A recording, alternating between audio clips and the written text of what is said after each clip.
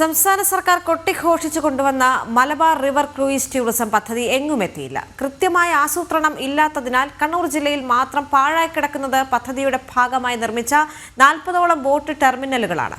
കേന്ദ്ര സർക്കാരിന്റെ സ്വദേശി ദർശൻ പദ്ധതിയിൽ ഉൾപ്പെടുത്തി സംസ്ഥാന സർക്കാരിന് നൽകിയ കോടിക്കണക്കിന് രൂപയാണ് ഇത്തരത്തിൽ നശിക്കുന്നത്. ജനം ബ്രേക്കിംഗ്. കണ്ണൂർ, കാസർഗോഡ് ജില്ലയിലെ പ്രധാനപ്പെട്ട 8 പുഴകളെ ബന്ധിപ്പിച്ചുകൊണ്ടായിരുന്നു മലബാർ റിവർ ക്രൂയിസ് ടൂറിസം പദ്ധതി. ആദ്യ പിണറായി സർക്കാരിന്റെ കാലത്ത് കൊട്ടിഘോഷിച്ച് ഇതിന്റെ ഉദ്ഘാടനവും നടത്തി. പദ്ധതിക്ക് വേണ്ടി കണ്ണൂരിൽ മാത്രം 41 ബോട്ട് ടെർമിനലും നിർമ്മിച്ചു. ഇതിൽ 4 എണ്ണത്തിൽ മാത്രമാണ് ബോട്ടുകൾ എത്തുന്നത്. ബാക്കിയുള്ളവ വെറുതെയായി. ഈ 41ഓളം ബോട്ട് ജെട്ടികൾ ഇതുപോലെ അനാഥമായിട്ട് കിടക്കുകയാണ്. ഈ ബോട്ട് ജെട്ടി ഇപ്പോൾ ഉപയോഗിക്കുന്നത് ഈ മീൻ പിടിക്കാനും നായകൾക്ക് വന്ന് കിടക്കാനും അതുപോലെ മയക്കുമരുന്ന് കഞ്ചാവ് അടിച്ചിട്ട് കിറങ്ങിയിരിക്കാനുള്ള സ്ഥലം മാത്രമായിട്ട് ഇതുപോലത്തെ സ്ഥലങ്ങൾ മാറിയിരിക്കുന്നു. കേന്ദ്ര സർക്കാരിന്റെ സ്വദേശി ദർശനിൽ ഉൾപ്പെടുത്തി 50 കോടിയോളം രൂപയാണ് പദ്ധതിക്കായി സംസ്ഥാന സർക്കാരിന് നൽകിയത്.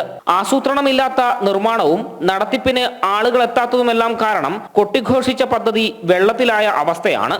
മലബാർ റിവർ ക്രൂയിസ് ടൂറിസം പദ്ധതിക്ക് വേണ്ടി കേന്ദ്ര ടൂറിസം മന്ത്രാലയം ആദ്യം 80 കോടി രൂപ അനുവദിച്ചെങ്കിലും സംസ്ഥാന ടൂറിസം വകുപ്പിന്റെ മെല്ലെപ്പോക്ക് കാരണം ഇത് 57 കോടിയായി വെട്ടിച്ചുരുക്കിയിരുന്നു.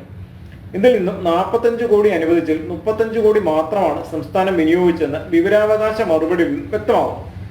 അപ്പോൾ മലബാർ ടൂറിസം രംഗത്ത് കൂടുതൽ മാറ്റങ്ങൾ കൊണ്ടുവരാനും അതേപോലെ തന്നെ കായൽ സൗന്ദര്യം കൂടുതൽ ജനങ്ങളിലേക്ക് എത്തിക്കാനും വേണ്ടി ആരംഭിച്ച റിവർ ക്രൂയിസം ടൂറിസം പദ്ധതി ഇപ്പോഴും പ്രാരംഭ ദിശയിൽ തന്നെ നിൽക്കുകയാണ്. 2017 ആരംഭിച്ച് 8 വർഷം പിന്നിടുമ്പോൾ ബോട്ടുകളെത്താത്ത ബോട്ട് ജെട്ടികളുമായി ഈ പദ്ധതിയുടെ ഭാവി ഇനി എന്താകുമെന്ന് കണ്ടു തന്നെ അറിയണം. ജനം, കണ്ണൂർ.